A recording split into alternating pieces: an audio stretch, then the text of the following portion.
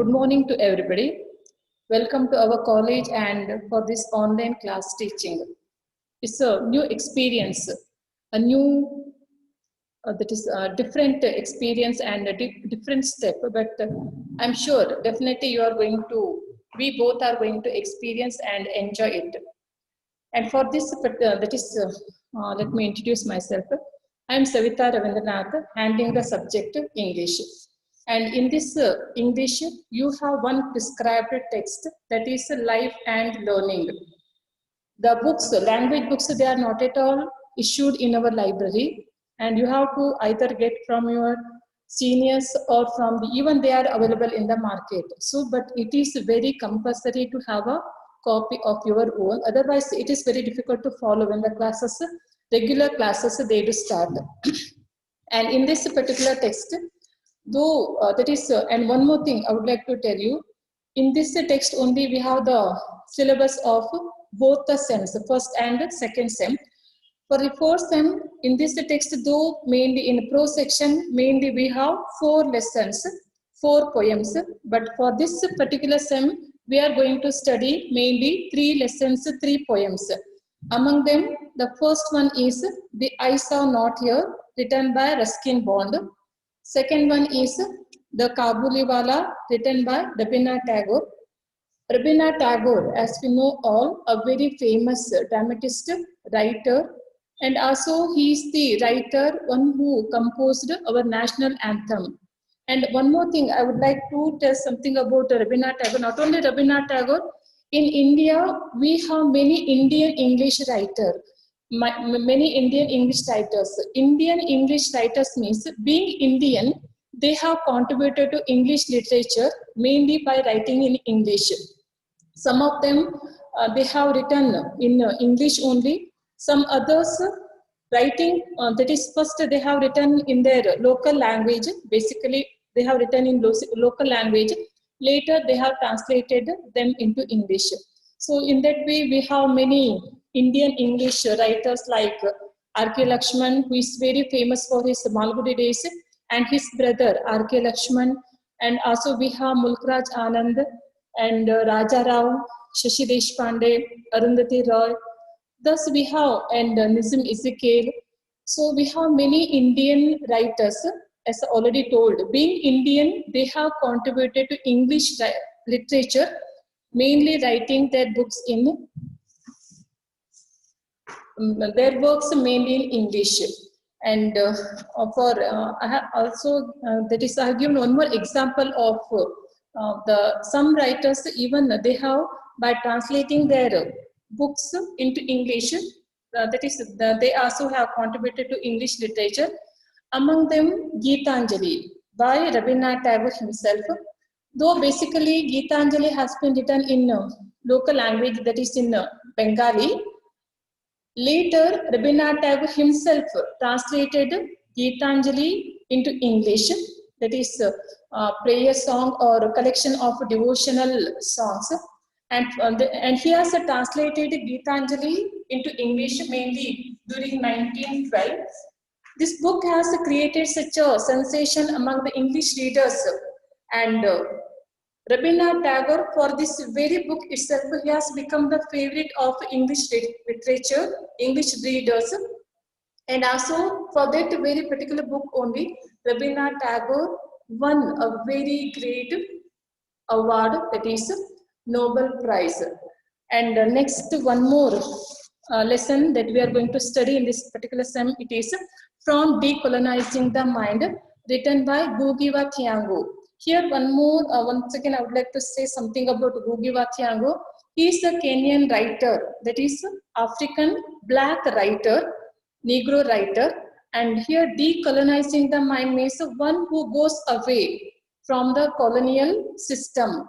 That is from the colonial, mainly most of the countries, they were all the colonies of England. Later, one by one, they became independent. So here, once again, from decolonizing the mind means going away, withdrawing from that colonial system. When we come to poetry section and sonneteer of 16th century, He has written mainly 37 dramas, but the uniqueness of William Shakespeare, though he has written mainly 37 dramas, that he has written all varieties of dramas like historical dramas and comedies, tragedies, tragic comedies. The tragic comedies means in the beginning, even almost up to the end, there will be ups and downs. The main characters, they do face so many problems, so many difficulties they do meet, but the end will be the happy one. So that is mainly called tragic comedies. And also he has become very famous mainly for his writing of psychological dramas. Here psychological dramas means one who writes mainly the psychology of a person. For example, mainly among psychological dramas, we have to mention mainly three famous psychological tragedies by William Shakespeare. First one is King Lear. Here King Lear, the writer, William Shakespeare playwright, he mainly depicts the nature, the psychology of a person who is in his 80 plus 80s.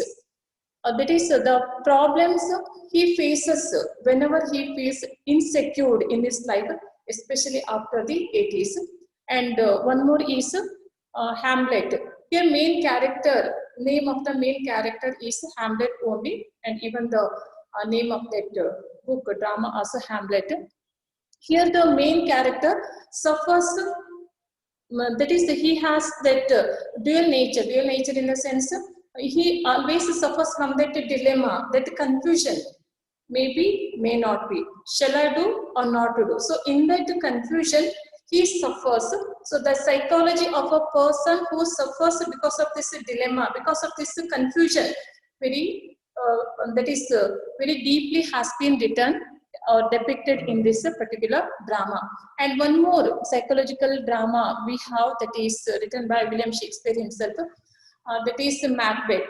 Here Macbeth and Lady Macbeth, mainly two characters are there. They are the culprits, they are the criminals. Though their crime, their murder, they have committed one murder, though their crime, murder is not at all revealed to the outer world, that is nobody does know their crime, but these two people, they do suffer a lot, mainly from that guilt. And because of that guilt, because of that suffering, they do suffer a lot, and they both meet the tragic end. Yes, we can escape from the outer world whenever we do commit any mistake or any crime, but very difficult to escape from ourselves, from our inner soul. That is mainly the psychology of a criminal, the psychology of a person who suffers from that guilt. Once again, very beautifully has been depicted in this in his that particular drama, that is Macbeth. In the same way, William Shakespeare, famous not only as a playwright but even as a sonneteer. And as a sonneteer, he has written mainly 154 sonnets. And in all those 154 sonnets, he mainly depicts, mainly writes, conveys different idea, different thought, different concept has been explained, has been depicted in all the 154 sonnets. That is, one sonnet is completely different from the other sonnets. So, and one more, the greatness of William Shakespeare, he was not a university scholar. His education, it was only up to 14 or 15, up to the age of 14 or 15 years. Still, he was able to write in such a way, though his dramas has been written during 16th century, but even at the current period, at present period also, that is the theme which has been depicted in his drama or poems, they are relevant even at present or even for the current period.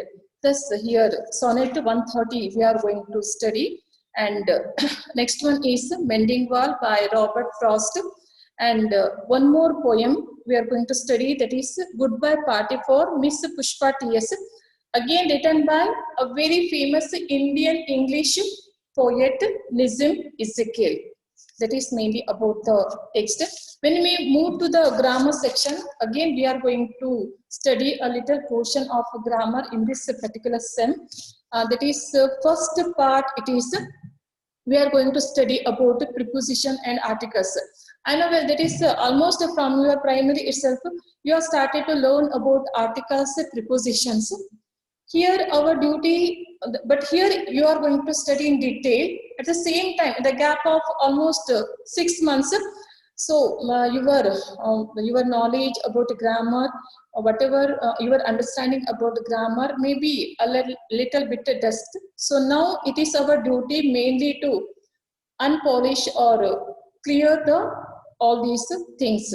And here mainly preposition and articles we are going to study. And the next one is the tenses, mainly about the past tense, present tense, future tense. Once again, that is you all have started already those things. Again, it is our duty to polish all those things. Polishing. So again, we are reading most of the grammar parts that you have already started, you have already learned in your primary, high school, PUC. But our work, it is mainly to polish it, polishing. So whenever whenever the goldsmith he polishes, it gets the shining, extra shining, it glitters a lot. In the same way here, our duty, it is only to polish it. So with that polishing, your knowledge about grammar and your understanding about grammar, it is going to be brightened. It is going to get extra shining, extra. It may twinkle a lot. And the next one is words used in different parts of speech. Different parts of speech means a particular word is to be given, and you have to frame by using that word, you have to frame 2 sentences using that word as a noun or as a verb. For example, water. So we know that the grammatical status, the grammatical condition of water, it is mainly noun. For example, water is very precious for us. Here water is used as a noun. In the same way, water also can be used as a verb. Every day I water the plant. I water the plant. Here water mainly used as a verb. In the same way, different words are going to be given. And those words, we have to frame those words either as adjective, as an adverb, as a noun, as a verb. Thus, by each word, we have to frame 2 sentences, and each word carries 2 marks. So, usually 5 words will be given, and out of 5 words, you have to frame 10 sentences. Each word as a verb, as a noun, or as a verb, as an adjective, or as a pronoun and as a verb. So as an adjective. So in that way, we have to frame 2 sentences mainly by each word and carries 10 marks. And next one is the grammar. In a grammar portion, we have functional vocabulary. In functional vocabulary, we are going to study mainly synonyms and antonyms. And here we have a list of synonyms and antonyms. And that one, actually, we have a lot of synonyms, antonyms, but we are not at all going to read all the synonyms, antonyms. We have a prescribed list supplied by the university only, and we are going to read only those synonyms, antonyms which are in that particular list. And here synonyms means the words which are similar in meaning, more or less same in meaning. And antonyms, that is the words which are opposite in meaning. So this is all about our grammar. And when we think of that is question paper pattern, objective type questions will be there. Objective type questions, 10 questions will be there. Each carries 1 mark. So 1 into 10, 10 marks. And next one, reference to the context. Here in reference to the context, 4 questions will be there. And you have to answer mainly 2. And among 2, 1 from prose and 1 from poetry. And that is 5 into 2, 10 marks. And next one, essay type question on prose. Here 2 questions will be there on prose only, and you have to answer 1. Again, essay type question on poetry. Again, here also 2 questions will be there, and you have to answer only 1. And the next one, use of articles for 5 marks, use of prepositions for 5 marks, use of tenses for 5 marks, words used in different parts of speech for 10 marks, as already I have discussed. Functional vocabulary for 10 marks. For synonyms, 5 marks, and antonyms, 5 marks, totally 10 marks. Thus, that is this in language English, 80 marks paper you are going to write, and 20 marks it is internal assessment, mainly conducting 2 tests, seminars, and attendance and all other things. So 80 marks for your paper. Even in 80 marks, you have a separate calculation for the prose, poetry, and grammar. So this is all about English subject. Thank you. Take care. Stay home. Stay safe.